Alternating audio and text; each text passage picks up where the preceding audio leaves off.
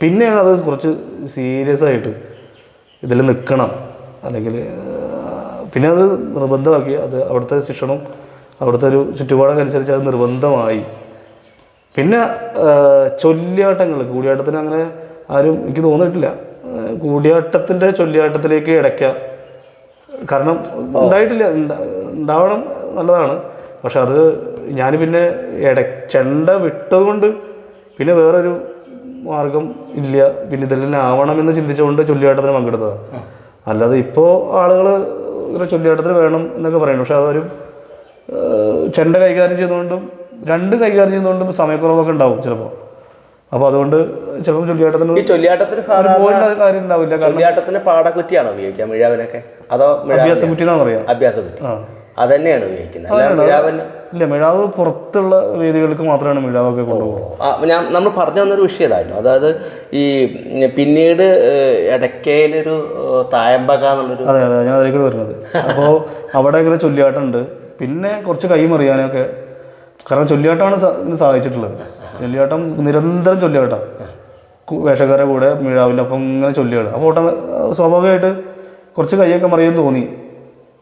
അപ്പോൾ പിന്നെ വേറെ കൂടിയാട്ടത്തിന് ഇങ്ങനെ മാത്രം വായിച്ച് അങ്ങനെ ഒരു കാലം, അപ്പോൾ നമ്മളതായിട്ടുള്ള എന്തെങ്കിലും വേണം എന്ന് തോന്നിയപ്പോഴാണ് പിന്നെ തായമ്പയിലേക്ക് ഒന്ന് നോക്കാം എന്ന് വിചാരിച്ചിട്ടാണ് പിന്നെ തായമ്പക ഇടയ്ക്കൽ വായിക്കാൻ. അപ്പോഴും ഈ പറഞ്ഞ പോലെ ഈ നേരത്തെ പറഞ്ഞില്ലേ ഈ വായ്ത്താരിയുടെ പ്രശ്നം ഉണ്ട്. ശരി. അതിൽ പിന്നെ അത് ചെണ്ടയുടെ വായ്ത്താരിയിലേക്ക് മാറ്റി, ചെണ്ടയുടെ വായ്ത്താരി ഇടയ്ക്കയുടെ വായ്ത്താരിയിലേക്ക് മാറ്റി, കൈ അങ്ങനെ മാറ്റി, ശബ്ദം അങ്ങനെ മാറ്റി ഒക്കെയാണ് അത് ചെയ്യാം. അപ്പോൾ അതിനകത്ത് പിന്നെ മിഴാവും ഇടയ്ക്കയും ചെണ്ടയും താളവും വരും അല്ലേ? ഏതാ ഇപ്പം ചെണ്ട തായമ്പ എങ്ങനെയാണോ ചെണ്ട തന്നെ. പിന്നെ ഞാൻ ചെയ്തത് എന്താ വെച്ചാൽ എൻ്റെ ആദ്യത്തെ തായമ്പ മാത്രമാണ് ഇടയ്ക്ക വട്ടം പിടിച്ചിട്ട് ഞാൻ ചെയ്തിട്ടുള്ളത്. എൻ്റെ അരങ്ങേറ്റം ഉണ്ടായിരുന്നു, തായമ്പക ഇടയ്ക്ക് അരങ്ങേറ്റം ഉണ്ടായിരുന്നു. അത് അതെ, അത് നേപഥ്യത്തിയിട്ടാണ്, അത് നേപഥ്യയുടെ കൂത്തമ്പലത്തിൽ വെച്ചിട്ടാണ് അരങ്ങേറ്റം. ഇടയ്ക്ക തായമ്പക അരങ്ങേറ്റം നേപഥ്യയുടെ കൂത്തമ്പലത്തിൽ വെച്ചിട്ട് മുഴുവൻ ഇടയ്ക്ക് തന്നെയായിരുന്നു. അത് രണ്ടിടയ്ക്ക വട്ടം പിടിക്കും. പിന്നെ ഇലത്താളം മലന്തല. അങ്ങനെ അത് ഇടയ്ക്ക് കൊട്ടിയിരുന്നത് രണ്ടുപേര്, കലാതരം എന്നുള്ളൊരു സീനിയറാണ്, കഥകളി വാദകനാണ്. പിന്നെ മൂർക്കനാട് ദിനേശ് വാര്യർ എന്ന് പറയും, ദിനേശേട്ടൻ ഞങ്ങൾ വിളിക്കും. അത് കലാനിലയം ഉദയേട്ടൻ്റെ കൂടെ പോകുന്നത്. ഇഷ്ടം പോലെ ചെയ്യുന്നുണ്ട്, ഇപ്പോഴും ചെയ്യുന്നുണ്ട്, മുമ്പ് ചെയ്തിട്ടുണ്ട്. അല്ലല്ല. അപ്പോൾ രാജന്റെ ഒരു വേറെ രീതിയിൽ ഞാനും അത് ചെയ്യാൻ ബാധ്യതയാണ് എന്ന രീതിയിൽ ഞാനങ്ങനെ ഇടന്തലയും മലന്തലയും ഒക്കെ ഉപയോഗിക്കുന്നത്. ചെണ്ടയുടെ ഇടന്തലയും മലന്തലയും കൂടി കൂടെ കൊടുത്തിട്ടുണ്ട്. ഇല്ല, ഇപ്പം ഞാൻ ചെയ്യുന്നത് മിഴാവ് ആണ് ഞാൻ രണ്ടായിട്ട് കിട്ടുക. കാരണം ഇടയ്ക്ക് മിഴാവും, ഇടയ്ക്ക് കൊട്ടുന്ന മിഴാവും താളം. അതെ, രണ്ട് മിഴാവ് അപ്പുറത്തും ചെണ്ടയുടെ പോലെ തന്നെ. ചെണ്ട അപ്പുറത്ത് രണ്ട് ഇടന്തല വട്ടം പിടിക്കുന്നു, നടുക്കൊരാൾ കൂട്ടുന്നു. അതുപോലെ ഞാൻ ചെയ്യുമ്പോൾ അത് രണ്ട് മിഴാവ് വട്ടം പിടിക്കുന്നു, ഇടയ്ക്ക് കൂട്ടുന്നു. കാരണം മൂന്ന് ഇടയ്ക്കാകുമ്പോൾ അതിൽ എല്ലാം ഒരു ശബ്ദമായിരിക്കും. പിന്നെ കാലൊക്കെ കയറിയ സമയത്ത് ഇടയ്ക്ക് അങ്ങനെ ഒരു പ്രശ്നം, ഇരികിടയൊക്കെ വരുമ്പോഴേ, ഇരികിട അകൃതാന്നൊക്കെ പറഞ്ഞ പോലെ ഇരികിടയൊക്കെ വരുമ്പോൾ കുറച്ച് പ്രശ്നമാണ്. അപ്പം അങ്ങനെ എനിക്ക് പ്രശ്നമായിരുന്നു കേട്ടോ, പ്രശ്നമില്ലാത്ത ആളുകളുണ്ട്. അപ്പം അതുകൊണ്ട് ഞാൻ എന്ത് ചെയ്തു, പിന്നെ കൂടുതൽ ഈ മിഴാവിൻ്റെ കൂടെയല്ലേ, അപ്പം ഈ ശബ്ദം നമുക്ക് ഭയങ്കരമായിട്ട് സ്വാധീനിച്ചു. പിന്നെ ശ്രുതി ഇല്ലാത്തതുകൊണ്ട് ഓരോ അടി കിട്ടും നമുക്ക്. അങ്ങനെയൊക്കെ ചിന്തിച്ചിട്ട് ആണ് ഞാൻ ഇതിലേക്ക് തായമ്പകം മിഴാവിൽ വട്ടം പിടിക്കുക. പിന്നെ എപ്പോഴും അവൈലബിള് എപ്പോഴും കിട്ടുന്നത് അവരാണ്, അങ്ങനെയുണ്ട്.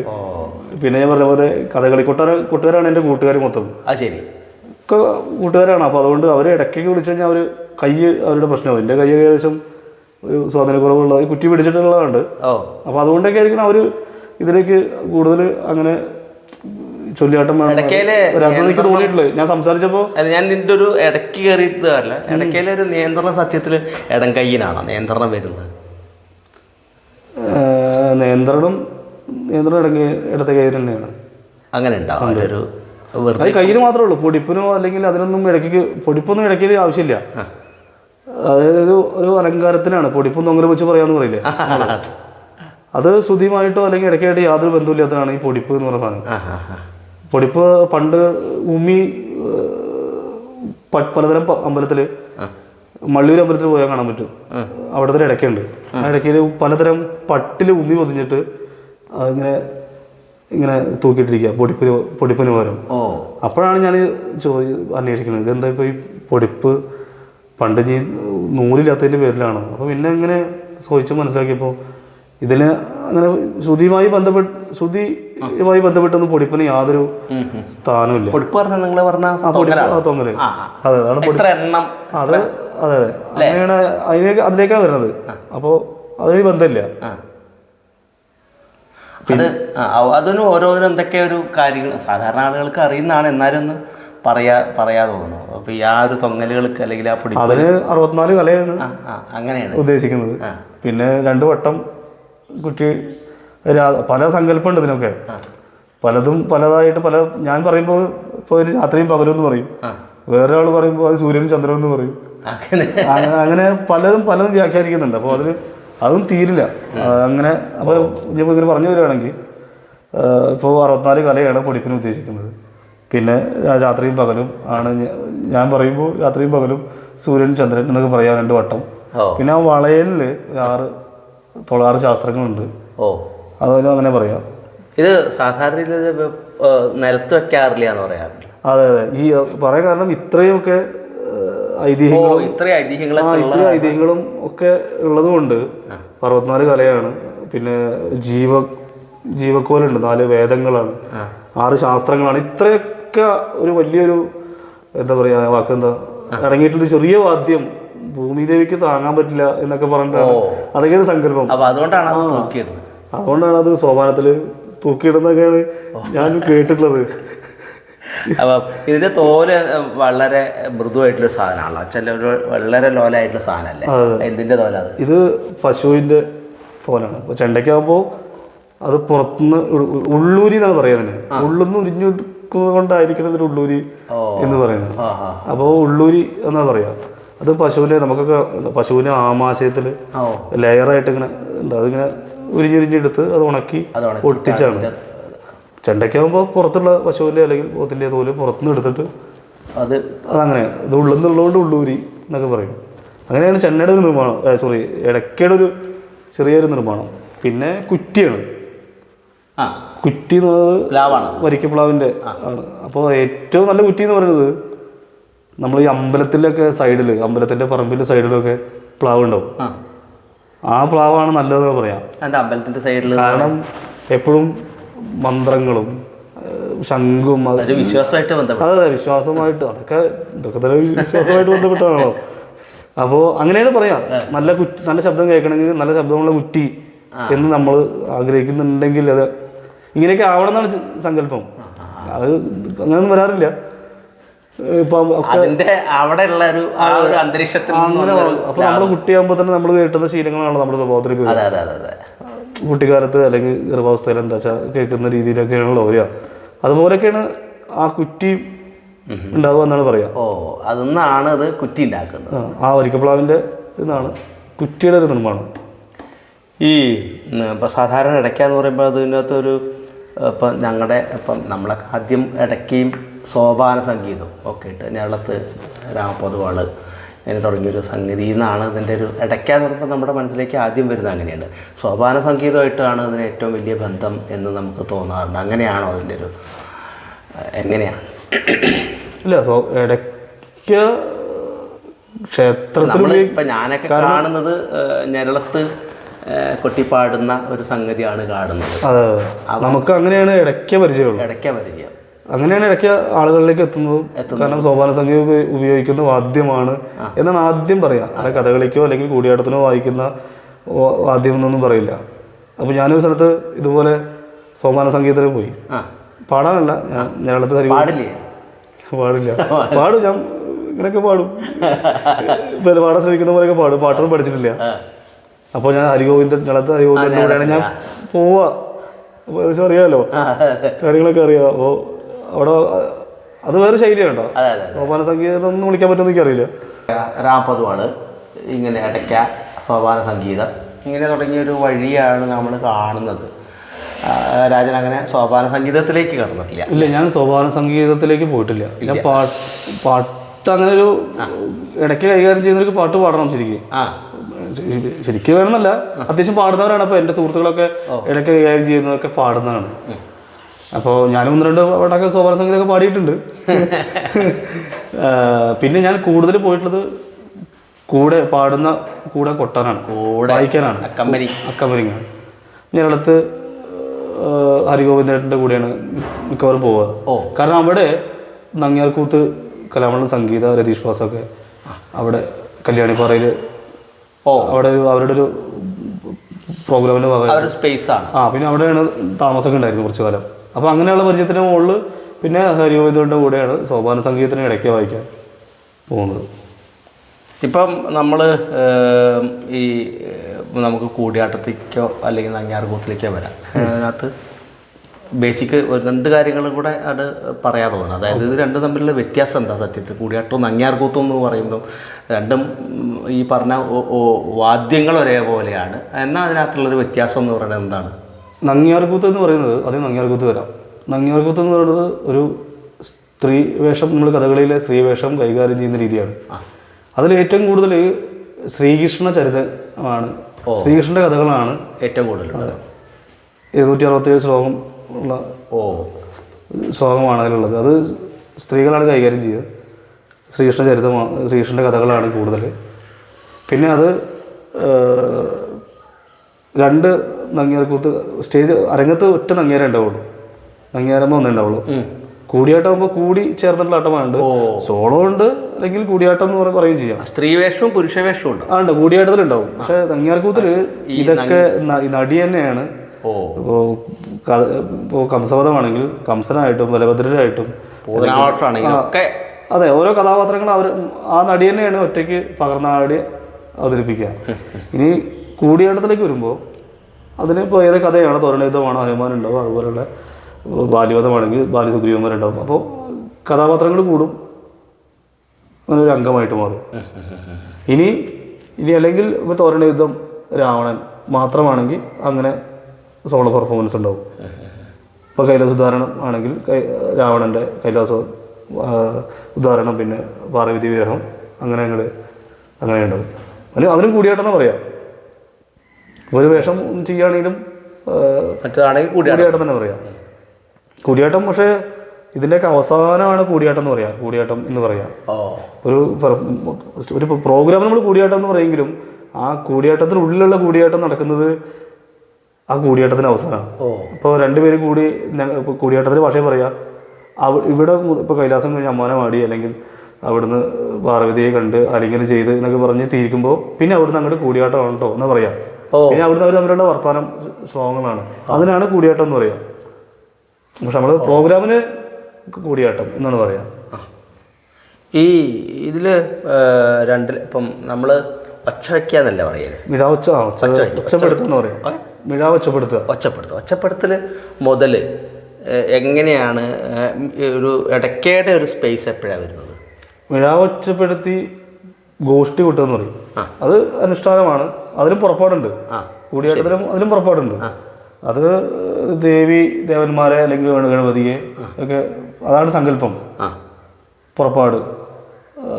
അന്നത്തെ കഥയുടെ ഒരു ചെറിയ രൂപം, ഒരു ഫെസ്റ്റിവലാണ്, അല്ലെങ്കിൽ അതിലൊരു പുറപ്പാട് എന്ന് പറയുന്നത് ഒരു ദേവന്മാരെ വന്ദിക്കുന്ന ഒരു ചടങ്ങാണ് പുറപ്പാട് എന്ന് പറയുന്നത്. അതിൽ ഗോഷ്ഠി എന്ന് പറഞ്ഞ സാധനമുണ്ട്, അക്കിത്തകളുണ്ട്, ദേവി സരസ്വതി അതുപോലുള്ള ഗണപതിവരൊക്കെ സ്തുതിച്ചുകൊണ്ടിട്ടുള്ള ഒരു മണിക്കൂറോ അല്ലെങ്കിൽ 1.5 മണിക്കൂറോ നമ്മൾ ചിട്ടപ്പെടുത്തിയത് എങ്ങനെയാണ് ആ ആർട്ടിസ്റ്റ് ചിട്ടപ്പെടുത്തിയിട്ടുള്ളത് അതുപോലെ ആണ് ആ പുറപ്പാട് നടക്കുക. അത് കഴിഞ്ഞാൽ നിർവഹണം എന്ന് പറയും. നിർവഹണം എന്ന് പറയുന്നത് നമ്മുടെ കഥയുടെ പറയാൻ പോകുന്ന കഥയുടെ മുൻപ് പറഞ്ഞു വെക്കുന്നതാണ് നിർവഹണം. പിന്നെയാണ് കൂടിയാട്ടം. അങ്ങനെയാണ് ഞാൻ പറഞ്ഞത്. പിന്നെയാണ് കൂടിയാട്ടം വരിക. അപ്പം ഇതിനകത്ത് കൃത്യമായിട്ട് എപ്പോ ഇതിനകത്ത് ഇടപെടണം, എപ്പോൾ ഇനി ഇങ്ങനെ തുടങ്ങിയ വഴികളുണ്ടാവും. ഉണ്ട്. അത് ഇപ്പോൾ ഈ പറഞ്ഞ പോലെ പുറപ്പാടില്ലെങ്കിൽ മിഴാവച്ചപ്പെടുത്തും. നടനോ നടിയോ രംഗത്തേക്ക് വരും. എനിക്കുണ്ടെങ്കിൽ എനിക്ക് പിടിക്കും. അത് മാറ്റുമ്പോൾ പിന്നെ സംക്ഷേപം തുടങ്ങുക. പക്ഷേ പൂർവ്വകഥ പറയും, കഥയുടെ മുമ്പ് അതുണ്ടായി അതെങ്ങനെയെന്നൊക്കെ പറഞ്ഞിട്ട് തുടങ്ങും. പിന്നെയാണ് അതിലേക്ക് പറയുക. കൂടിയെടുത്ത ഒരു പ്രത്യേകത എന്ന് പറയുന്നത് ആദ്യം കഥ പറയും, പിന്നെ ശ്ലോകം ചൊല്ലും. ചൊല്ലു വരക്കുക എന്ന് പറയാം. ആദ്യം ആട്ടം കാണിക്കും, ആട്ടം മൊത്തം കാണിച്ചിട്ട് ചൊല്ലു വരക്കും. ചൊല്ലു വരക്കിയിട്ടാണ് ആ ശ്ലോകം ചൊല്ലുക.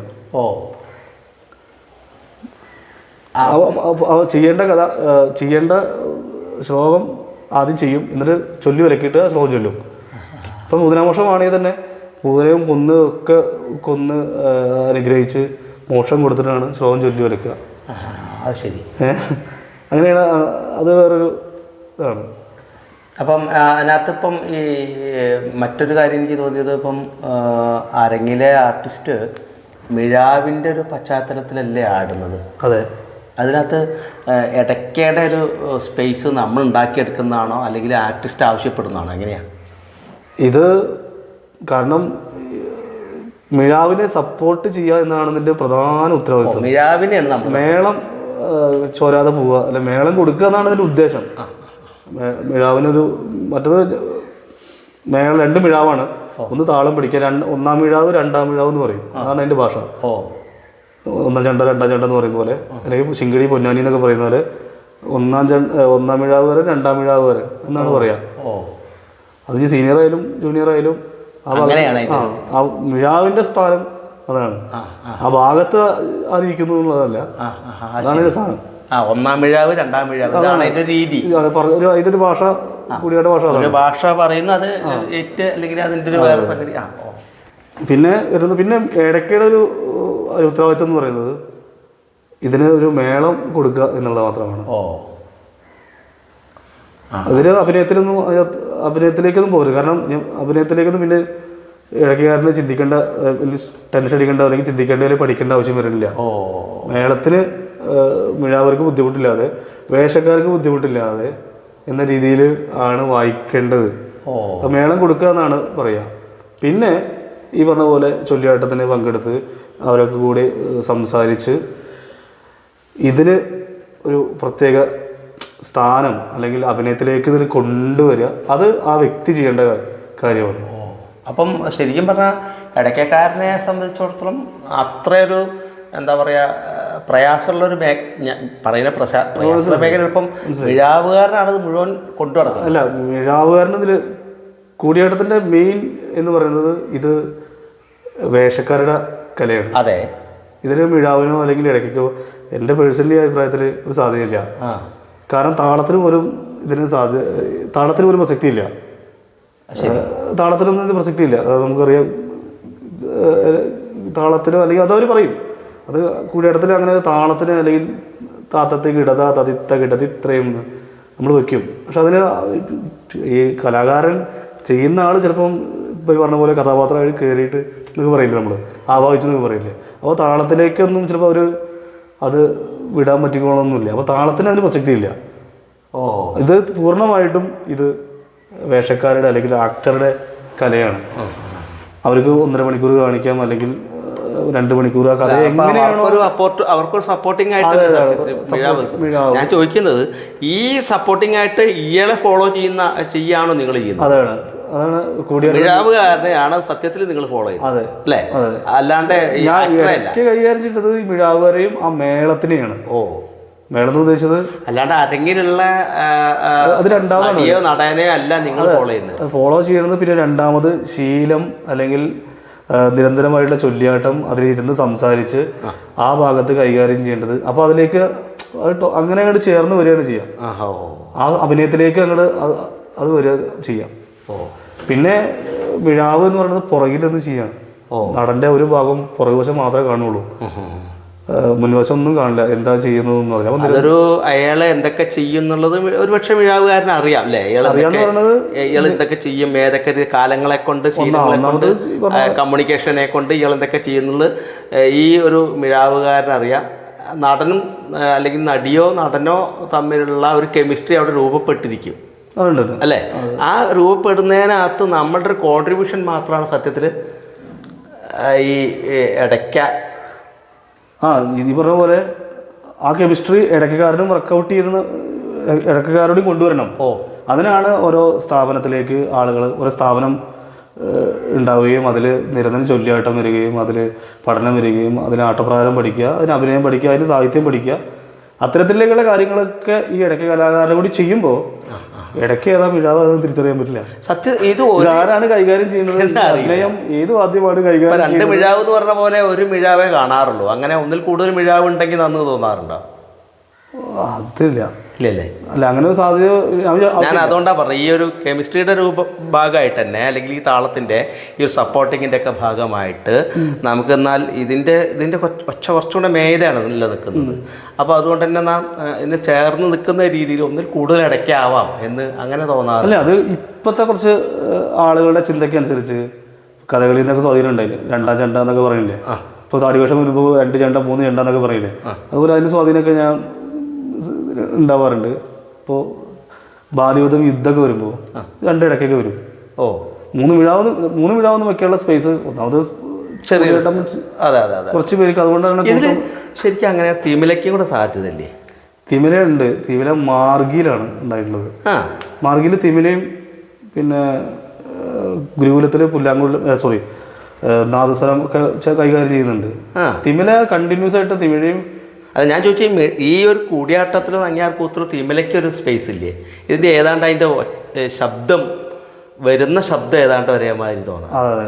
പിന്നെ അത് ഉള്ളത് മാർഗിയിലാണ്, തിരുവനന്തപുരത്ത് മാർഗിയിലാണ്. ഉണ്ടോ? അത് ഇപ്പോൾ അവിടെ ഇല്ല. അത് മോഹനവാര്യർ എന്ന് പറഞ്ഞൊരു ആശാനാണ് അവിടെ ചെയ്തിരുന്നത്. അവിടെ മിഴാവും തിമിലയും ഇടയ്ക്കുണ്ട്. അത് ശരി. അതോരോ സ്ഥാപനത്തിൽ അങ്ങനെ ആവാല്ലേ? തെറ്റൊന്നുമില്ല. ആ സ്ഥാപനത്തിലെ ആളുകൾ പറയുന്ന രീതിക്ക് അനുസരിച്ചൊക്കെയാണ് അങ്ങനെയാണ്. അപ്പം മിഴാവും അല്ലെങ്കിൽ തിമിലയും ഇടയ്ക്ക് എന്നുള്ളൊരു സാധ്യത വേണമെങ്കിൽ അവിടെ നിൽക്കുന്നുണ്ട്. പക്ഷെ അതിന് പരിമിതിയുണ്ട്. ഈ പറഞ്ഞ പോലെ ഇപ്പം അരങ്ങിൽ നിൽക്കുന്ന ഏറ്റവും പ്രധാനം, അരങ്ങിലെ ആട്ടക്കാരൻ തന്നെയാണ് ഏറ്റവും പ്രധാനം. കൂടിയാട്ടത്തിൽ ആക്ടറാണ്. നടനോ നടിയാണെന്ന് ഏറ്റവും പ്രധാനം. അപ്പം അതുകൊണ്ട് തന്നെ പിന്നെ വരുന്ന സംഗതികളാണ് ഇതൊക്കെ. പിന്നെ അവരുടെ ഒരു കൂടിയുള്ള കമ്മ്യൂണിക്കേഷൻസിലാണ് ഇതൊക്കെ സംഭവിക്കേണ്ടത്. മറ്റൊന്ന് എനിക്ക് തോന്നിയ ഒരു കാര്യം, അപ്പം രാജൻ ഈ പറഞ്ഞ പോലെ കൂടിയാട്ടത്തിൻ്റെയും നങ്ങ്യാർകൂത്തിൻ്റെയും ആദ്യ തുടക്കത്തിൽ ചെണ്ടയുടെയൊക്കെ വഴിയൊക്കെ വന്ന് അതിൽ തന്നെ പിന്നെ തുടർച്ചയായിട്ട് നിരന്തരമായിട്ട് ഇപ്പം ഇടപെട്ടുകൊണ്ടിരിക്കുന്നത് ഈ കൂടിയാട്ടത്തിലാണ് അല്ലെങ്കിൽ നങ്ങ്യാർകൂത്തിലാണ്. അതിനിടയ്ക്ക് ഇടയ്ക്ക തായമ്പക ചെയ്യുന്നു. പലപ്പോഴും തോന്നിയുള്ളത് ഇടയ്ക്ക ഇപ്പോൾ നേരത്തെ സോപാന സംഗീതത്തിൻ്റെ കാര്യം പറഞ്ഞ പോലെ തന്നെയാണ്. പഞ്ചവാദ്യത്തിൽ അങ്ങനെ രാജൻ ചെയ്തിട്ടുണ്ടോ ഇടയ്ക്ക? പഞ്ചവാദ്യത്തിൽ ഞാൻ പഠിച്ചിട്ടില്ല. ഞാൻ പഠിക്കാൻ ശ്രമിക്കുന്നുള്ളൂ ഇപ്പോൾ. പക്ഷേ ഞാൻ പഞ്ചവാദ്യത്തിന് പോയിട്ടുണ്ട്. കാരണം അവിടെ തൊട്ടടുത്ത് ഒരു മേളം അല്ലെങ്കിൽ പഞ്ചവാദ്യം അത് കരാറുള്ള ഒരാളുണ്ട്. അദ്ദേഹം ഇപ്പോൾ മരിച്ചു. ഉണ്ണി എന്നാണ് പേര്. അപ്പോൾ അയാൾക്ക് പല അമ്പലങ്ങളിലും അടിയന്തരമുണ്ട്, ചെറിയ ചെറിയ അമ്പലങ്ങളിലൊക്കെ അടിയന്തരമുണ്ട്. ദീപാരാധനയ്ക്ക് ഒരു 2-3 തിമില ഒരു മദ്ദളം നമുക്ക് വെച്ചിട്ട് ദീപാരാധന പഞ്ചവാദ്യം ഉണ്ടാവാറുണ്ട്. അപ്പോൾ അതിൽ എന്നെ ഉൾപ്പെടുത്തും. 10 ദിവസമൊക്കെ ഉണ്ടാവും. അപ്പോൾ ഞാനീപോലെ അവർ 6 മണിക്ക് എത്തും. അപ്പോൾ അങ്ങനെ അത് മനസ്സിലാക്കിയിരുന്നുള്ളൂ. അല്ല, അത് ചെയ്തിട്ടുണ്ടോ? ഞാൻ ഒരു മുഖ്യധാര പഞ്ചായത്തിലേക്ക് ഞാൻ ഇറങ്ങിയിട്ടില്ല. വലിയ പഞ്ചായത്തിലേക്ക് ഞാൻ പോയിട്ടില്ല. പോകണം ആഗ്രഹമുണ്ട്. അതിലിപ്പോൾ നമ്മൾ നേരത്തെ പറഞ്ഞ പോലെ ഈ ഒരു ഇടയ്ക്ക് വെച്ചിട്ട് ചേരുന്ന ഒരു വാദ്യമായിട്ട് മാത്രം നിൽക്കുകയാണോ? അതായത് തിമിലുണ്ട്, കൊമ്പുണ്ട്, താളുണ്ട്, ഇതിനകത്തുള്ളൊരു ഇതെങ്ങനെയാണ് അതിനകത്തേക്ക് എപ്പോഴെങ്കിലും തോന്നിയിട്ട് ആലോചിച്ചിട്ടുണ്ടോ? അത് ഇടയ്ക്കൊക്കെ എങ്ങനെയാണ് അതിൻ്റെ അടുത്തൊരു പഞ്ചവാദ്യത്തിൽ ഈ പറഞ്ഞ പോലെ പഞ്ചവാദ്യത്തെ കുറിച്ച് ഞാൻ എന്താ പറയാ? പണ്ടൊക്കെ പഞ്ചവാദ്യത്തിന് ആദ്യം തുടക്കം വായിക്കുക എന്ന രീതിയിലേക്കായിരുന്നു തുടക്കത്തിലുള്ള വായന. പിന്നെ അതിലേക്ക് പിന്നെ കൂട്ടിക്കൂട്ടൊക്കെ ഇടയ്ക്കയിൽ ഒരു കൂട്ടിക്കൂട്ട് മദ്ദളത്തിനും അതുപോലെ തിമിലക്കൊക്കെ ആയിരുന്നു. പിന്നെ അത് കൂട്ടിക്കൂട്ട് ഒരു താളോട്ടം 2 താളോട്ടം ഇടയ്ക്ക് മാത്രം അതേ പ്രാധാന്യം കൊടുത്തുകൊണ്ട് പിന്നെ ആശാന്മാരെയൊക്കെ ചിട്ടപ്പെടുത്തി. പിന്നെ മൂന്ന് ഇപ്പം മദ്ദളത്തിനായാലും തിമിലക്കായാലും ഇടയ്ക്കായാലും കൂട്ടിക്കൂട്ട് എന്ന രീതിയിലേക്ക് അതിനെ കൊണ്ടുവന്ന് മാറ്റിയിട്ടുണ്ട്. അതിൽ തന്നെ ഇപ്പം ഈ നേരത്തെ പറഞ്ഞ പോലെ ഇപ്പം ഇടയ്ക്കയിൽ കൂട്ടിക്കൂട്ട് താളവട്ടം എന്ന് പറയാം. ചെണ്ടയുടെ ഒരു വഴിയാണെന്ന് പറഞ്ഞല്ലോ രാജൻ. അപ്പോൾ അങ്ങനെയാകുമ്പം ഇതിനകത്ത് പഞ്ചവാദ്യത്തിലും എങ്ങനെയാണ് അതിനകത്ത് ഈ ഒരു സംഗതി ഇപ്പം തിമിലയ്ക്ക് ചെണ്ടയുടെ വഴിയാണോ അതിനകത്ത് വേറെ വഴിയാണോ? അപ്പം ഇത് രണ്ടും കൂടി എങ്ങനെയാണ്? ഞാൻ വെറുതെ ചോദിച്ചു മാത്രം. അല്ല അത് കുഴപ്പമില്ല. ഇപ്പോൾ ഞാനിപ്പോൾ ഒരു ഇടയ്ക്കാരൻ ഒരു പഞ്ചവാദ്യം പഠിക്കാൻ പോകുമ്പോൾ അത് ഞാൻ പഠിക്കേണ്ടത് തിമിലയുടെ വൈത്തരിയാണ്. പിന്നെ പഠിക്കേണ്ടത് മനസ്സിലാക്കേണ്ടത് താളം. പഞ്ചവാദ്യത്തിലെ പതികാലം മുതലുള്ള അവസാന താളം അത് മനസ്സിലാക്കിയാൽ പിന്നെ ശീലം കൊണ്ടും നമ്മൾ ഗുരുനാഥന്മാരോ സീനിയേഴ്സോ കൈകാര്യം ചെയ്യുന്നതിൻ്റെ കൂടെ പോയി അങ്ങനെ അതിൻ്റെ ഒരു സ്വഭാവത്തിലേക്ക് ഒരു പ്രൊഫഷണൽ പഞ്ചവാദ്യം എന്ന് പറയാം. ഒരു പ്രൊഫഷണൽ പഞ്ചവാദ്യത്തിൻ്റെ രീതിയിലേക്ക് നമ്മൾ മാറുകയാണ്. അതാണ് അതിന് സഹായമാവുന്നതാണ് ഈ ദീപാരാധന പഞ്ചവാദ്യം എന്ന് പറഞ്ഞിട്ടുള്ള ചെറിയ 4 കാലം 5 കാലം എന്നൊക്കെ പഠിച്ച് അങ്ങനെ ആണ് അതിൻ്റെ ഒരു സ്വഭാവം. പിന്നെയാണ് ഒരു പ്രധാന പഞ്ചവാദ്യക്കാരനായിട്ട് മാറുക. പക്ഷെ എനിക്ക് ഭാഗ്യം എന്ന് വെച്ചാൽ പഞ്ചവാദ്യത്തിന് പോകേണ്ടി വന്നിട്ടില്ല. കൂടിയാട്ടത്തിൽ ഞാൻ നാടകത്തിൽ നിൽക്കുന്ന ഒരാളായത്. അപ്പം ഞങ്ങൾ സാധാരണ പറയുന്നത് ചെയ്തു നോക്കലാണ് എന്നുള്ളതാണ്. കല എന്നുള്ളത് അല്ലെങ്കിൽ നമ്മളൊരു കാര്യം ചെയ്യുന്നത് ചെയ്തു നോക്കലാണ്. നമ്മുടെ അറിവോ നമ്മൾ അക്കാദമിക്കായിട്ടുള്ള അറിവോ വേറൊന്നുമല്ല. ചെയ്തു നോക്കുന്നു. അതിനൊരു പ്രോസസ്സ് എന്ന് പറയും. പ്രോസസ്സിൽ കൂടെ കടന്നു പോകുന്ന ഒരു തരം അനുഭവമുണ്ട്, ഒരു അനുഭൂതിയുണ്ട്. ആ പ്രോസസ്സ് ഇപ്പം നാടകത്തിനൊക്കെ പ്രത്യേകിച്ച് കാരണം ഈ പറഞ്ഞ പോലെ ദിവസങ്ങളെടുത്ത് റിഹേഴ്സൽ ചെയ്യുന്നു, കുറേ കാര്യങ്ങളുണ്ട്. അപ്പോൾ പ്രോസസ്സ് അതൊരു പ്രധാന പ്രൊഡക്റ്റിനേക്കാൾ കൂടുതൽ. അപ്പം നിങ്ങളെ സംബന്ധിച്ചിടത്തോളം പ്രൊഡക്റ്റ് തന്നെയല്ലേ അത് ഈ സംഗതികൾ. അപ്പം ചെയ്തു നോക്കുക അല്ലെങ്കിൽ കല എന്നുള്ളത് ആ അർത്ഥത്തിൽ അങ്ങനെ ഒരു ചിന്ത രാജന് തോന്നിയിട്ടുണ്ട് എപ്പോഴെങ്കിലും? അങ്ങനെ ഇതൊന്ന് അതുകൊണ്ടാണ് ഇപ്പോൾ ഇതൊക്കെ സംഭവിച്ചത്. നാടകത്തിലേക്ക് ചെയ്തു നോക്കണം എന്നാണോ?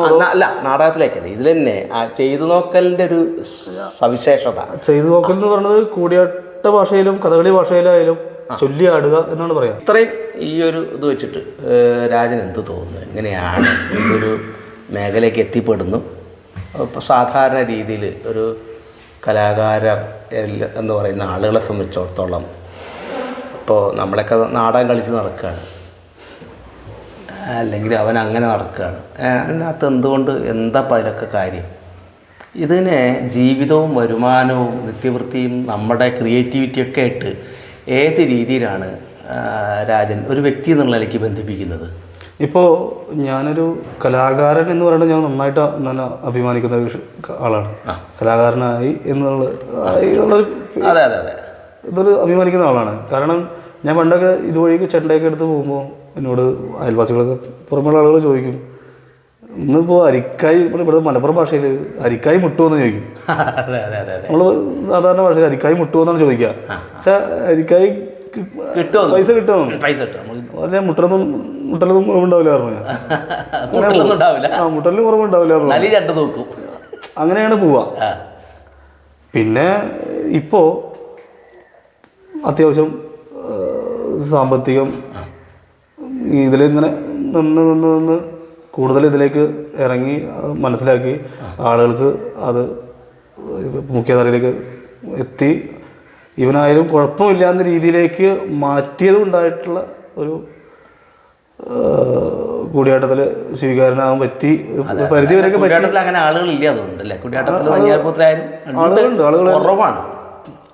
കുറവ് ആളുകളുണ്ട്, എല്ലാം ആളുകളുണ്ട്. പക്ഷെ ഞാനൊരു സ്ഥാപനത്തിൽ ജോലി ചെയ്യും, ഇതുമായി നിരന്തരം ഇത് മാത്രമായതുകൊണ്ട് നേരത്തെ പറഞ്ഞില്ല, ഞാൻ ഇതുകൊണ്ട് മാത്രം ജീവിക്കുന്നതുകൊണ്ട് ഇതിലേക്കാൾ കൂടുതൽ ഇറങ്ങി എന്ന് മാത്രമേ ഉള്ളൂ. മറ്റുള്ള കലാകാരന്മാർ ഇതിലേക്ക് വരാത്തത് അവർക്ക് ഇതിൽ നേരത്തെ ഒരു വേറെ കലയിൽ ഇപ്പോൾ മിക്കവാറും കഥകളി ചെണ്ടക്കാരും ഒക്കെയാണ് ഇതിൽ വരിക. പക്ഷെ അവരൊക്കെ പ്രാധാന്യം ഏറ്റവും കൂടുതൽ കൊടുക്കുന്നതും അവരുടെ മേഖല അതുകൊണ്ടായതുകൊണ്ട് അവരെ കൂടുതൽ പോകുന്നു എന്ന് മാത്രമേ ഉള്ളൂ. അല്ലാതെ എനിക്ക് കൈകാര്യം ചെയ്യാൻ രാജൻ സത്യത്തിൽ ഇപ്പം അങ്ങനെ അതിലെന്നെക്കാട്ടും നന്നായി കൈകാര്യം ചെയ്യുന്ന, നന്നായി പേഴ്സണലി പറയുകയാണെങ്കിൽ നന്നായി കൈകാര്യം ചെയ്യുന്ന ആളുകളുണ്ട്. അല്ല, ഞാൻ പറഞ്ഞത് ഇപ്പം രാജൻ വേണം എന്നുള്ളൊരു അവസ്ഥയിലേക്ക് പലപ്പോഴും ഈ കലാകാരൻ എത്തിയിട്ടുണ്ട് ഇല്ലേ? സ്വാഭാവികമായിട്ടും രാജൻ ഉണ്ടായെങ്കിൽ നന്ന്, അത് നമ്മുടെ ജീവിതത്തിന്റെ ഒരു വേറെ രീതിയിലൊരു നേട്ടമായിട്ട് തോന്നി. അതാണ് ഞാൻ നേരത്തെ പറഞ്ഞു വെച്ചത്. നമ്മളിത് നിരന്തരം ചൊല്ലിയാടുക, അവരെ കൂടെ ചൊല്ലിയാടുകയും ചർച്ച ചെയ്യുകയും ഒക്കെ ചെയ്തു അങ്ങനെ ഇതിലേക്ക് ആയി മാറി. പിന്നെ ഞാനായിട്ട് ഇതിൽ കുറച്ച് വായ്ത്താരികളൊക്കെ ആഡ് ചെയ്ത് അത് മറ്റുള്ള ആളുകളൊക്കെ വായിച്ച് കാണുമ്പോൾ ഇപ്പോൾ വട്ടത്തിൽ ചാടി നടക്കുക എന്നുള്ള സംവിധാനമൊക്കെ ഉണ്ട്. വട്ടത്തിൽ ചാടി നടക്കുക എന്നുള്ള, അല്ലെങ്കിൽ പ്രാവേശികം, ഇപ്പോൾ തിരനോക്കുന്ന പറഞ്ഞ പോലെ കഥകളിൽ പ്രാവേശികം. അപ്പോൾ അതിൽ 1-2 കാര്യങ്ങളൊക്കെ ഇങ്ങനെ ഒരു സിലബസ് പോലെ ഞാനാക്കി വെച്ച് ഞാൻ എൻ്റെ മനസ്സിലും ഞാൻ വായിക്കുന്നുമുണ്ട്. പക്ഷെ അത് വേറൊരാൾ 1-2 പേരൊക്കെ കൊട്ടി കാണുമ്പോൾ ഞാൻ ഓട്ടോമാറ്റിക്കായിട്ട് ചിന്തിക്കും ഇത് ഒരു സിലബസായി മാറിയെന്ന്. ഇപ്പോൾ പല ആശാന്മാരും ചെണ്ടയിൽ ചെയ്യുന്ന സാധനം അങ്ങനെ കൊട്ടി അത് സിലബസായി മാറുന്ന രീതിയിൽ അങ്ങനെ ചെറിയൊരു ഭാഗ്യം ഉണ്ടായിട്ട് ശരിയോ തെറ്റോ എന്നൊക്കെ രണ്ടാമത്തെ ചോദ്യം, അഭിപ്രായ വ്യത്യാസങ്ങളൊക്കെ ഉണ്ട്. പക്ഷെ ഞാൻ ഇതിൽ നിന്നുകൊണ്ട് ഇതിനൊരു കുറച്ച് വായ്ത്താരികൾ സെറ്റ് ചെയ്ത് അതിങ്ങനെ കൊട്ടി അത് വേറൊരാൾ കൊട്ടി കാണുമ്പോൾ നമുക്കുണ്ടാകുന്ന ചെറിയൊരു സന്തോഷം മാത്രമേ ഉള്ളൂ.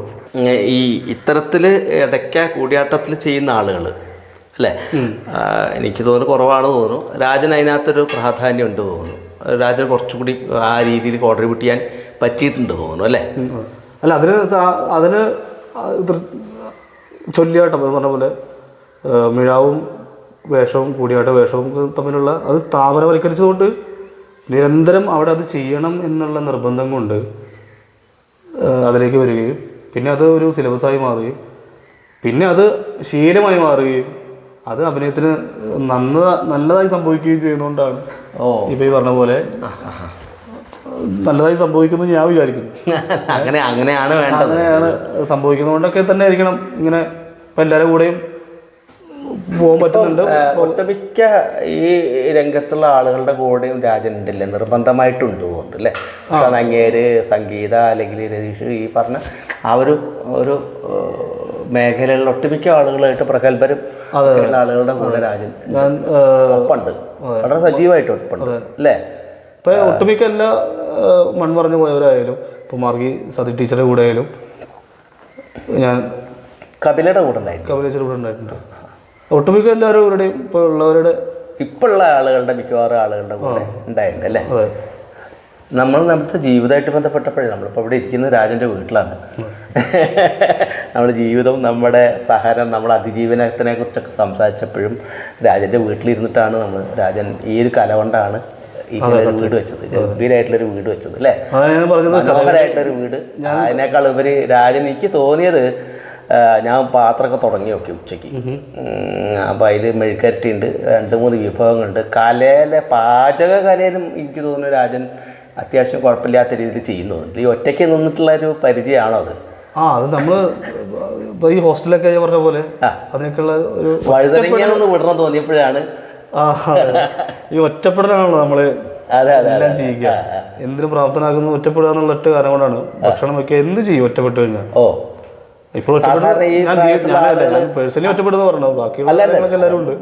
അത് നമ്മൾ സാധാരണ പറയാറുള്ളത്, ആണുങ്ങളൊക്കെ അഭിമാനത്തോടെ പറയുന്നത്, എനിക്ക് ഒരു കട്ടൻ ചായ കൂടി ഉണ്ടാക്കാൻ വയ്യ, ഓളില്ലെങ്കിൽ ഒന്നും ശരിയാവില്ല എന്നുള്ള മട്ടിൽ, ഞാൻ നാടൻ മട്ടിലാട്ടോ പറഞ്ഞത്. പക്ഷെ ആളുകൾ അങ്ങനത്തെ ഒരു ഇതിൽ രാജൻ വളരെ വൃത്തിയായിട്ട് ഈ വീട് കൊണ്ടു നടക്കുന്നു, എപ്പോഴെങ്കിലേ വരുള്ളൂ. ഇതൊക്കെ ഈ ഒരു കലയിൽ നിന്ന് കിട്ടിയൊരു പരിജ്ഞാനാണോന്നല്ല, അതിന് കുട്ടികൾ കൊണ്ട് ഒരുപക്ഷെ കാണുന്നുണ്ടാവും. അതായത് നമ്മുടെ ഒരു കൺസെപ്റ്റ്, നമ്മുടെ ഒരു സ്വപ്നം അത് യാഥാർത്ഥ്യമാവുന്നു, നല്ലൊരു വീട് അല്ലേ, അതിനൊരു അന്തരീക്ഷം, അതിനേക്കാളുപരി അത് മെയിൻറ്റെയിൻ ചെയ്യാനുള്ളത്, നിലനിർത്തുക. രാജന് വല്ലപ്പോഴേ വരുന്നുള്ളൂ. അവിടെ നമ്മൾ വരുമ്പോൾ നമുക്കിഷ്ടമുള്ള ഭക്ഷണം ഉണ്ടാക്കുന്നു അല്ലേ, അവിടെ നമുക്കിഷ്ടമുള്ള ആളുകൾ വരുന്നു, അവർ താമസിക്കുന്നു. ഇതൊക്കെ ഈ ഒരു രാജൻ്റെ ഈ ഒരു നീണ്ട യാത്രയിൽ നിന്ന് കിട്ടിയ ഒരു അനുഭവം എന്നാണ് തോന്നുന്നത് അല്ലേ? അതല്ലേ, നമ്മൾ എന്തായാലും എന്തൊക്കെ നമ്മൾ ഏത് പ്രഗത്ഭരായ ആളുകളായാലും അല്ലാത്തവരായാലും സ്വന്തം നാട് സ്വന്തം വീട് എന്നൊരു ചിന്തയിലേക്ക് വരുമ്പോൾ അത് നമുക്ക് ഇപ്പം ഞാനിപ്പോൾ വല്ലപ്പോഴും വരാമെന്ന് പറഞ്ഞ കാരണം ഞാൻ ശരിക്കും ഒറ്റയ്ക്കായതുകൊണ്ടാണ് കേട്ടോ, ഒറ്റപ്പെട്ടുകൊണ്ടല്ല, ഞാൻ ഒറ്റയ്ക്കായതുകൊണ്ടാണ് ഞാൻ വല്ലപ്പോഴും കൂടി വരുന്നത്. ഇല്ലെങ്കിൽ ഇടയ്ക്കിടയ്ക്ക് വരും. അതെ അതെ, ഒറ്റയ്ക്കായതുകൊണ്ടാണ് ഞാൻ ഒറ്റപ്പെട്ടതുകൊണ്ടല്ല. പിന്നെ ഈ പറഞ്ഞ പോലെ വീട് വയ്ക്കാൻ പറ്റുന്നതും അതുപോലെയുള്ള കാര്യങ്ങളൊക്കെ ചെയ്യാൻ പറ്റുന്നത് ഇതിന് പ്രധാന ഘടകം ഒരു കലാകാരനെ സംബന്ധിച്ചിടത്തോളം ഒരു കഥകളിക്കൊട്ടുകാരനായാലോ ഇനിയിപ്പോൾ ഏത് വിഭാഗത്തിൽ ഏത് ആർട്ട് ഫോമിലെ കലാകാരനായാലും അവയ്ക്ക് ഒരു വിദേശ യാത്ര എന്നുള്ളൊരു ഞാൻ അതിലേക്കാട്ട് വരുന്നത്. അത് പറയുന്നതിന് മുമ്പേ നമ്മളെ വണ്ടി ഗുജറാത്തിൽ നിൽക്കുകയാണ്. നമ്മൾ നേരത്തെ പറഞ്ഞ വണ്ടി ഗുജറാത്തിൽ നിൽക്കുകയാണ്. ആ വണ്ടി പിന്നീട് തീവണ്ടിയായിട്ടോ വിമാനമായിട്ടോ പിന്നെ പ്ലെയിനിൽ പുറത്തേക്ക് എപ്പോഴാണ് സഞ്ചരിച്ചത്? തീവണ്ടി യാത്ര എന്ന് പറഞ്ഞത് ഗുജറാത്തിൽ നരേന്ദ്രമോദിയുടെ വീട്ടിൽ വെച്ചിട്ടാണ് ആ കളി നടക്കുന്നത്. ശരി, അതെ, അതാണ് എൻ്റെ ആദ്യത്തെ സമ്പാദ്യം എന്ന് പറയുന്നത്. അത് അത്യാവശ്യം കൊട്ടാരം അറിയാതെ കാശ് പിടിച്ച ഒരാളാണ്. അത് അദ്ദേഹത്തിന് വേണ്ടി മാത്രം. ഏത് കാലത്താണ് അത്? ഞാൻ കോഴ്സ് പൂർത്തിയായി 2008 ആ സമയത്താണ് നടക്കുന്നത്. അന്ന് അദ്ദേഹം മറ്റേ ഗുജറാത്ത് അങ്ങനെ നരേന്ദ്രമോദി വീട്ടിലാണ്. അന്ന് അദ്ദേഹം പ്രധാനമന്ത്രിയാവുമെന്ന് നമുക്ക് അറിയില്ല. പിന്നെ പരിപാടി എന്തായിരുന്നു? അത് അവരുടെ ഫാമിലിക്ക് വേണ്ടിയിട്ട് കുറച്ച് പാർട്ടി അതുമായി ബന്ധപ്പെട്ട് കുറച്ച് ആളുകളൊക്കെ വരുന്നുണ്ട് അവിടെ. അപ്പോൾ അതുമായിട്ടൊരു ഒരു കൂടിയാട്ടം കഥകളി. അന്ന് കലാനിലയം മനോജ്, പിന്നെ ഒരു കലാമണ്ഡലം ശിവദാസ് എന്ന് പറഞ്ഞിട്ടൊരു ശ്രീവേഷക്കാരൻ, പിന്നെ നമ്മുടെ കലാമണ്ഡലത്തിൻ്റെ അടുത്തുള്ള ഒരു ഗോപാലകൃഷ്ണൻ എന്ന് പറഞ്ഞാണ്. അങ്ങനെ കുറച്ച് ആളുകളൊക്കെ കൂടിയാണ് അങ്ങോട്ട്. കൂടിയാട്ടം തന്നെ അല്ലല്ല, കഥകളി ഉണ്ടായിരുന്നു. പിന്നെ മോഹിനിയാട്ടം, ഒരു സംഘനയിലും പരിപാടികളായിരുന്നു. അന്നാണ് ഗുജറാത്തിലേക്ക് പോയ ആ പരിപാടി. അതാണ് ട്രെയിൻ കയറിയുള്ള ആദ്യത്തെ പരിപാടിയാണ്. ട്രെയിനിൽ തന്നെ പിന്നെ എവിടെ വേറെ പോയി? പിന്നെ ഒട്ടുമിക്ക നമ്മുടെ ഇന്ത്യയിലെ പല ഭാഗങ്ങളിലും പോയി. പിന്നെ വിമാനം കയറിയത് എൻ്റെ ആദ്യത്തെ യാത്ര കൂടിയാട്ടത്തിലാണ്. അത് ഇസ്രായേൽ എന്ന് പറഞ്ഞ സ്ഥലത്തേക്കാണ് എൻ്റെ കന്നി യാത്ര. ശരി, അത് കൂടിയാട്ടമാണോ കഥകളിയാണ്? നേപഥ്യ മൂഴിക്കുളത്തുള്ള നേപഥ്യയുടെ പ്രോഗ്രാമായിട്ട് കൂടിയാട്ടമായി ബന്ധപ്പെട്ടിട്ടാണ് ഹീബ്രു യൂണിവേഴ്സിറ്റിയിൽ പോകുന്നത്. ആദ്യത്തെ യാത്ര ഇസ്രായേലിലേക്കാണ് ആദ്യത്തെ യാത്ര. ശരി, അത് ഏത് കാലത്താണ്? 2002 ആ സമയത്താണ്. 2002 ആ സമയത്ത് എന്താണ് 2002 2001 ചെണ്ടയുടെ അരങ്ങേറ്റം കഴിയുന്നു. അപ്പോൾ 2002 മൂഴിക്കുളത്ത് ഉണ്ണായിലും കോഴ്സ് കഴിഞ്ഞിട്ടാവാനാ സാധ്യത. ഇവിടുത്തെ സ്കൂൾ കഴിഞ്ഞ് കലാലയത്തിലെ പഠനം കഴിഞ്ഞ് പിന്നെ അപ്പം 2008 ശേഷം. അപ്പം അന്നാരൊക്കെ ഉണ്ടായിരുന്നു? അന്നാരൊക്കെ ഉണ്ടായി? അന്ന് നേപഥ്യയിലെ മാർഗി മധു, അവരുടെ ഹിന്ദു, പിന്നെ അവിടെയുള്ള വേഷ വിദ്യാർത്ഥികൾ. ഇസ്രായേലാണ് ആദ്യത്തെ യാത്ര. ഇപ്പം എത്ര രാജ്യങ്ങളുണ്ട്? ഇപ്പോൾ ഒരു 10-12 രാജ്യങ്ങൾ. 12 രാജ്യങ്ങളുണ്ട്. ഞാൻ അതിലേക്കാണ് വരുന്നത്. നമ്മൾ ഞാൻ പറഞ്ഞത് വീട് വയ്ക്കാൻ പറ്റി എന്നൊക്കെ പറയാനുള്ള പ്രധാന ഒരു സാമ്പത്തികം എന്ന് പറയുന്നത് ഈ യാത്രയായിരുന്നു. ഇതുപോലുള്ള യാത്രയായിരുന്നു. കാരണം അത് അതൊന്നും നമ്മുടെ കയ്യിൽ നിന്ന് ചിലവായിട്ടില്ല, നമുക്ക് കിട്ടിയിട്ടുള്ള യാത്ര. എന്നെ സംബന്ധിച്ചിടത്തോളം ഇപ്പോൾ ഈ നേപഥ്യ എന്നൊരു കൂടിയാട്ടത്തിൻ്റെ ആണോ അതോ ആ സ്ഥാപനത്തിൻ്റെ ആണോ എന്നറിയില്ല. അവിടുത്തെ ഗവൺമെൻറ്റാണ് നമ്മളെ ഇൻവൈറ്റ് ചെയ്യുക. അതുകൊണ്ട് നമുക്ക് വേറെ ഇടപെടലൊന്നും കൊണ്ടുപോകുന്നവർക്ക് നടത്താൻ പറ്റില്ല, ഒന്നും നടത്താൻ പറ്റില്ല. അപ്പോൾ അതുകൊണ്ട് നമുക്ക് അർഹതപ്പെട്ട എത്രയാണോ അത് നമ്മുടെ നേരിട്ടാണ് നമുക്ക് കിട്ടുക. അങ്ങനെ നമുക്കറിയാം, വലിയ കാര്യങ്ങളൊക്കെ നമുക്കറിയുന്നുണ്ട്. അവിടുത്തെ ഗവൺമെൻറ്റാണ്. ഇപ്പോൾ എല്ലാ ഗവൺമെൻറ്റാണ്, ഇപ്പോൾ അമേരിക്കയിലൊക്കെ ആ ഗവൺമെൻറ്റാണ് ചെയ്തിട്ടുള്ളത്. അപ്പോൾ അവരുടെ പൂർണ്ണ ഇപ്പോൾ സാമ്പത്തികമായാലും എന്തായാലും അവർ നമ്മൾ നേരിട്ടാണ് നമുക്ക് ഇതുവരെ കൈകാര്യം ചെയ്യുക. പിന്നെ പോയിട്ടുള്ള യാത്രകളൊക്കെ 1-2 യാത്രകളൊക്കെ അവിടുത്തെ മലയാളി അസോസിയേഷൻ അല്ലെങ്കിൽ അവിടുത്തെ അത്തരത്തിലുള്ള അസോസിയേഷനൊക്കെ നടത്തുന്ന പരിപാടിയാകുമ്പോഴാണ് അവരുടെ ഒരു സാമ്പത്തിക ഭദ്രതയൊക്കെ കുറവ് മൂലമൊക്കെ നമുക്ക് സാമ്പത്തികം കുറയാം. മറ്റുള്ളതൊക്കെ അത്യാവശ്യം നമുക്ക്, അതാണ് ഞാൻ പറഞ്ഞത്, ഇതൊക്കെ ചെയ്യാൻ പറ്റുന്നത് അങ്ങനെ ഒരു ഇടയ്ക്കയിലേക്ക് എത്താനും അതിൽ ഞാൻ കുറച്ച് പൂർണ്ണമായിട്ട് അതിൽ ജീവിക്കാൻ തീരുമാനിച്ചതിൻ്റെയൊക്കെ ഭാഗമായിട്ട് കിട്ടിയൊരു ഭാഗ്യമാണ് എന്നാണ് ഞാൻ കരുതുന്നത്. നേരത്തെ പറഞ്ഞ കുളത്തൂരിൽ നിന്ന് നമുക്കിങ്ങനെ അത് ഒന്ന് അവസാനിപ്പിക്കാൻ തോന്നുന്നു. കുളത്തൂരിൽ നിന്ന് അല്ലെങ്കിൽ രാജൻ്റെ ജീവിതത്തിൽ, രാജൻ്റെ പാരമ്പര്യത്തിൽ വേറെ ആരും ഉണ്ടായിട്ടില്ല. രാജൻ പഠിക്കുന്ന സമയത്ത് ആ അർത്ഥത്തിൽ കലയുടെ വഴിയിൽ ആരും ഉണ്ടായിട്ടില്ല. അച്ഛൻ സാധാരണ കൂലിപ്പണിക്കാരനാണ്, അമ്മ കൂലിപ്പണിക്കാരനാണ്, ഏട്ടന്മാരൊക്കെ അങ്ങനെ തന്നെയാണ്. നേരത്തെ വരുമാനത്തിൻ്റെ കാര്യങ്ങളൊക്കെ കൂലിപ്പണി എടുക്കുന്നതൊക്കെ ചെയ്യുന്നു. അതിനുശേഷം ഈ ആരെങ്കിലും കലാരംഗത്തേക്ക് വന്നിട്ട് ഈ ഒരു മേഖലയ്ക്ക് വന്നു? അപ്പോൾ എൻ്റെ ഏട്ടൻ കലാരംഗം അല്ലെങ്കിൽ പ്രൊഫഷണൽ രംഗം എന്ന് പറയാൻ പറ്റില്ല. എൻ്റെ മൂന്നാമത്തെ ഏട്ടൻ തകിലും വായിക്കും, ജാസും വായിക്കും. അത് അങ്ങോട്ട് എന്താളുടെ പേരെന്താ? ഉണ്ണികൃഷ്ണൻ എന്ന് പറയും. ഏട്ടൻ ഉണ്ണികൃഷ്ണൻ എന്ന് പറയും. അയാൾ ജാസും വായിക്കും, തകിലും വായിച്ചിരുന്നു. പക്ഷെ അത് പ്രൊഫഷണൽ ടച്ചോ ഒന്നുമല്ല. അത് ഈ പറഞ്ഞ പോലെ കേട്ട് വായിക്കുക എന്നുള്ള രീതിയിൽ എന്ന രീതിയിലായിരുന്നു. അപ്പോൾ അത് വായിച്ചിരുന്നത് ബാൻഡ് സെറ്റിൻ്റെ കൂടെയാണ്. ബാൻഡ് സെറ്റിന് സ്നേഹദീപ് നല്ല കേരളത്തിൽ അറിയപ്പെടുന്ന ഒരു ബാൻഡ് സെറ്റ് ആയിരുന്നു സ്നേഹദീപ് ബാൻഡ് സെറ്റ്. അതിൽ ഏട്ടൻ ജാസ് വായിച്ചിരുന്നു. പിന്നെ തകിലും ചില സമയത്ത് വായിച്ചിരുന്നു. അത് പക്ഷെ പ്രൊഫഷണൽ ഒന്നുമല്ല. അത് സമയം കിട്ടുമ്പോൾ ഇപ്പം കൂലിപ്പണി കഴിഞ്ഞ് സീസണൊക്കെ ആകുമ്പോൾ ചെയ്തിരുന്നു, ഞാൻ കണ്ടിട്ടുണ്ട്. പിന്നെ ഇപ്പോൾ ഉള്ള തലമുറ എന്ന് പറയുന്നത് എൻ്റെ അതേ ഉണ്ണീഷൻ ആളുടെ മകൻ കലാനിലയത്തിൽ ചുട്ടി വിഭാഗം വെച്ച് അവിടുത്തെ ഇപ്പോൾ പുറത്തിറങ്ങി കോഴ്സ് പൂർത്തിയായി ഇപ്പോൾ കളിക്കും. ചുട്ടിക്ക് അത്യാവശ്യം പോയി തുടങ്ങി. ശരി, അങ്ങനെ ഒരു പാരമ്പര്യം അതാണ് പറഞ്ഞത്. രാജന് ശേഷം ഒരാളും കൂടെ ഇങ്ങനെ പതുക്കെ വലിയൊരു സന്തോഷമാണത്. പുരസ്കാരങ്ങൾ എങ്ങനെയാ അങ്ങനെ കിട്ടിയിട്ടുണ്ട്? അങ്ങനെ പുരസ്കാരങ്ങൾ എന്ന് പറയാം. പുരസ്കാരങ്ങൾ എനിക്ക് കിട്ടിയിട്ടുള്ളത് വലിയ എല്ലാ പുരസ്കാരങ്ങളും എനിക്ക് ഭയങ്കര കാര്യങ്ങൾ തന്നെയാണ്. എല്ലാം ഒരുപോലെ തന്നെയാണ്. എനിക്ക് കിട്ടിയിട്ടുള്ളത് ഇപ്പം നേപഥ്യയുടെ തന്നെ മാർഗിയുടെ സ്ഥാപനമായിട്ടുള്ള ഡി അപ്പുകുട്ടൻ നായർ, അദ്ദേഹത്തിൻ്റെ പേരുള്ള ഒരു അവാർഡ് എനിക്ക് കിട്ടിയിട്ടുണ്ട്. പിന്നെ ഉള്ളത് മുംബൈ മലയാളികൾ പാട്ടോളം എന്ന് പറഞ്ഞിട്ടൊരു പ്രോഗ്രാം സംഘടിപ്പിച്ചിട്ടുണ്ടായിരുന്നു. അപ്പോൾ അതിൽ എൻ്റെ ഫസ്റ്റ് പ്രോഗ്രാം എൻ്റെ ഇടയ്ക്കത്തായമ്പയായിരുന്നു. അങ്ങനെ മുംബൈ മലയാളികളുടെ ഒരു അവാർഡുകൾ.